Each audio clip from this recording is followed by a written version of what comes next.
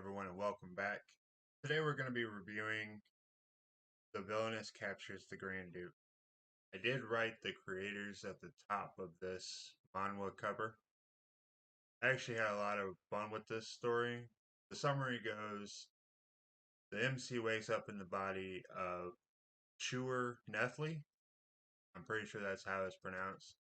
In her favorite book, or her absolute favorite character, Rygrain. I also think that's how his name is pronounced, but I'm not sure. Is supposed to die. So she sets out on this journey to try and save the man that got her through some tough times in her original life. I mean, the story itself is a lot of fun. We're going to go through some of the panels that I really liked, and it was actually kind of hard because there was so many. Almost any panel with Schuer could be made a meme. And as far as Rygrain goes, the story is that every time he uses his powers, he loses emotion. Now, the furthest ones end up being so bad that he actually loses the memory of the emotion itself. So if he feels something new, he has absolutely no idea what he's feeling. But that doesn't really stop him from being an excellent male lead. He's actually always good to Schuer. A lot better than some of the other characters who don't have excuses in other stories, like losing their emotions. And on that note, I'm hoping that this video doesn't get stricken or taken down since I'm including these names. Like I said, I want to bring the credibility of the creators to this. That's why I listed them. So we'll see what YouTube does with this. Without further ado, we're going to start going through some of my favorite panels, and I'm going to explain what's going on or what kind of antics she's getting into.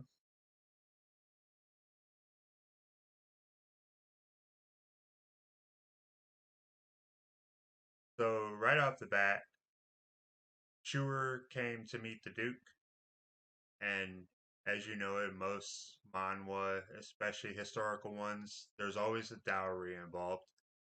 So, the chicken that she brought is actually the dowry that she's offering the Duke for marriage.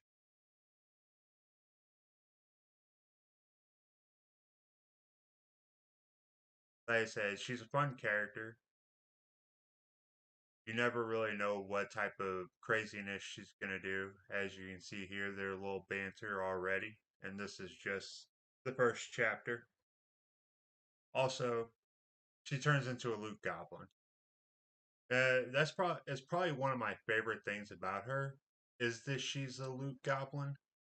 She'll get the exact copy of something that the Grand Duke uses, and then offers to trade it so she can get the used items. She says that she's putting them in a display to admire them, but it's so suspicious that even his assistants like she's probably going to smell them. And I don't know what it is, but it is really funny with her unhinged behavior. And anytime she does something unhinged, she's got this smile that you see.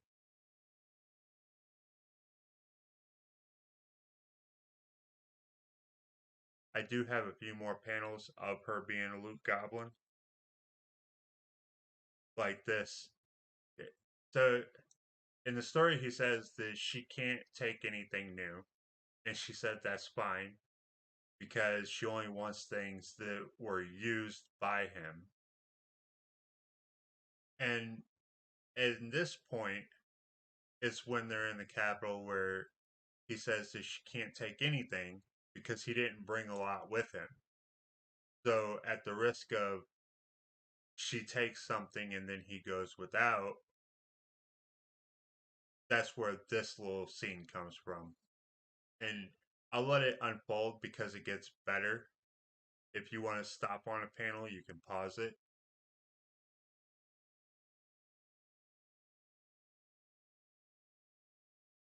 right here. As you can see that they do have a lot of playful banner.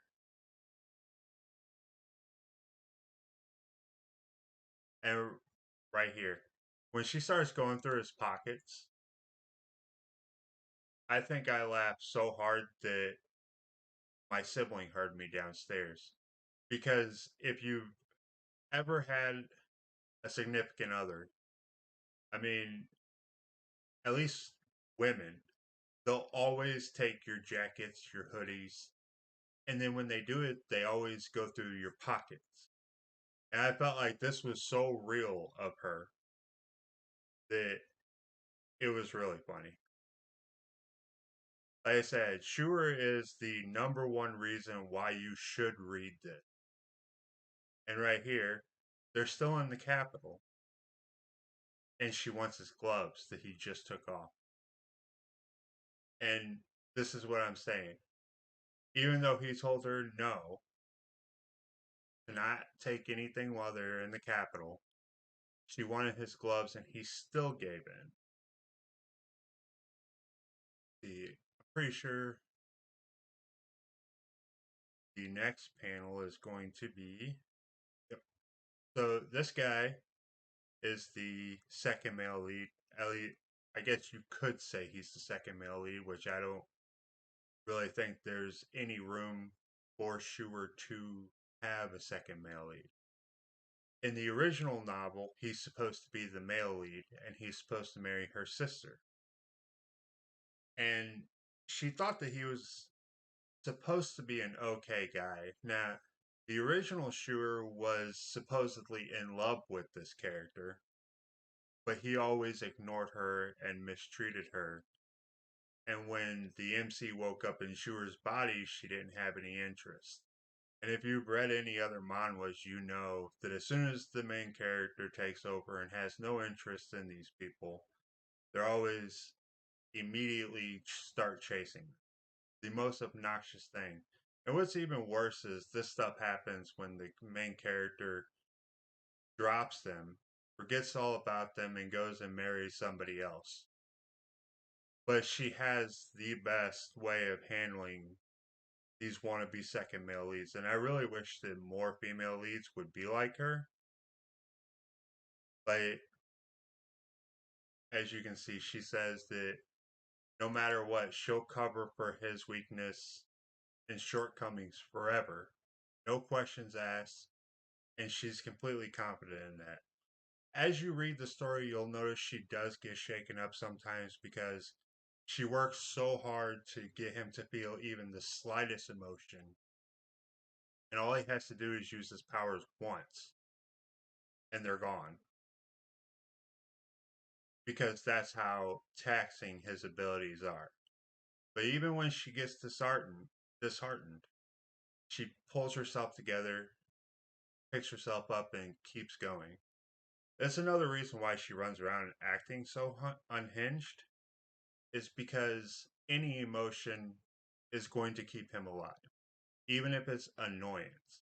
And that's why she tries so hard to do these crazy things out in the open, trying to make him feel embarrassment, annoyance, irritation, anything. And it's working. She's very good at this. She's just this bundle of unhinged energy.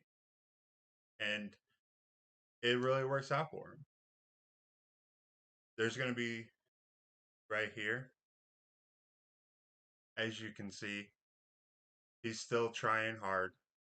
The old cliche that happens in these manhwas that the crown prince being the second male uh, lead, and they always try and kiss the woman's hand. I mean, that was a common greeting back in the day, and I understand that. But some of the manhwas have a tendency of playing it up like if the female lead doesn't hand the guy her hand to kiss, then she's going to get in serious trouble. And I really think that that's kind of playing some things to extreme. I haven't really read about it, but I do know that in most medieval European countries that for somebody like the Duke and the Grand Duke, who's second only to the king, it would absolutely not be okay for him to be pursuing his wife. For the crown prince to pursue the dukes and the grand dukes' wives would be absolutely unacceptable. And that'd be a great way to get usurped because the other nobles are going to look at this and I don't care how big of a tyrant or how bad you think you are. The other nobles are going to think if he can do this to the duke, what's to stop him from coming and doing this to me? And that's why I always think that it's ridiculous and they just play it up to, the max, which is ridiculous. But Sure, of course, has the best response, right? I mean, there's not any other female leads that are going to do this. They always just like give him the hand and then give him this disgusted look or wipe it off afterwards. But she just acting completely up in front of this entire crowd and she doesn't care. People can get mad and she has every right to not give this person her hand.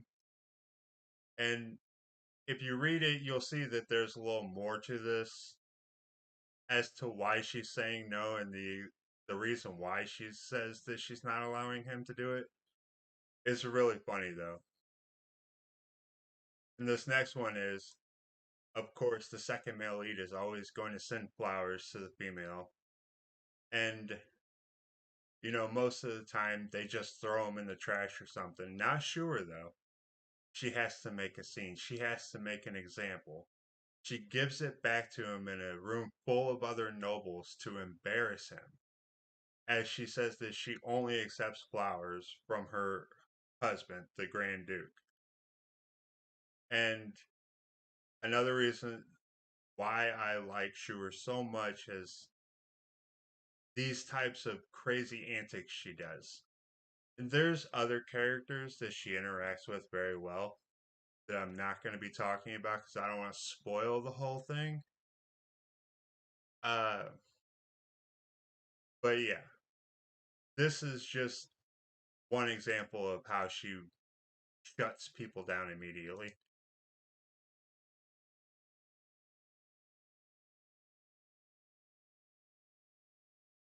To the next one, right here. The absolute unhinged things that come out of her mouth.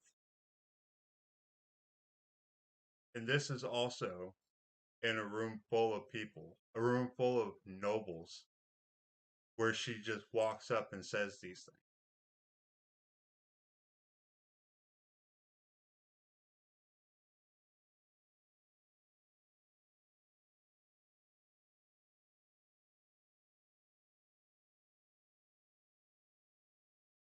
And of course, as you see their little banter, she's always saying some insane things and acting in unhinged way that he has to worry about what she's doing.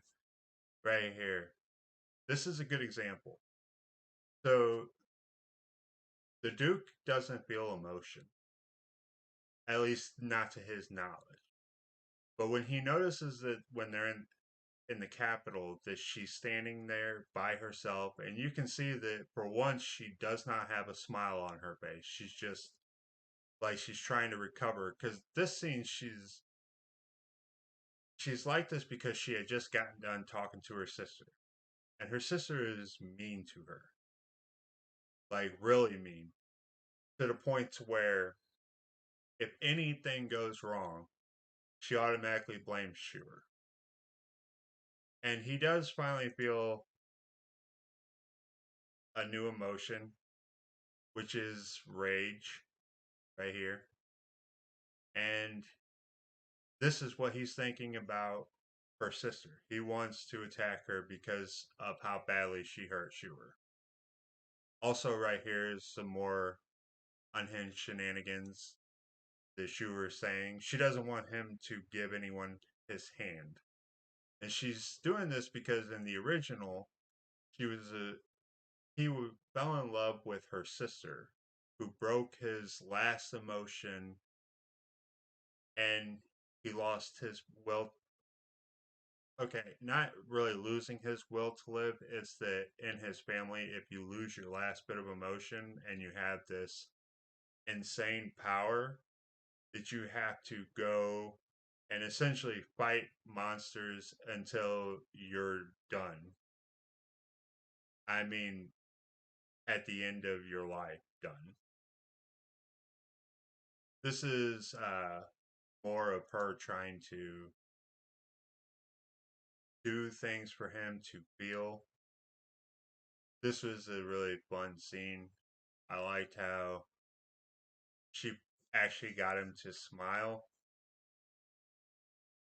And I'm pretty sure these last couple panels are just, yeah, it's so since the artist couldn't really do facial expressions with the male lead, it was he had I'm sorry, they had a lot of fun with the facial expressions for her.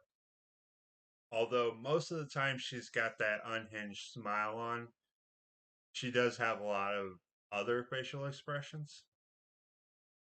And yeah, that would be the reasons why I highly recommend that anyone read this manhwa. It was a lot of fun.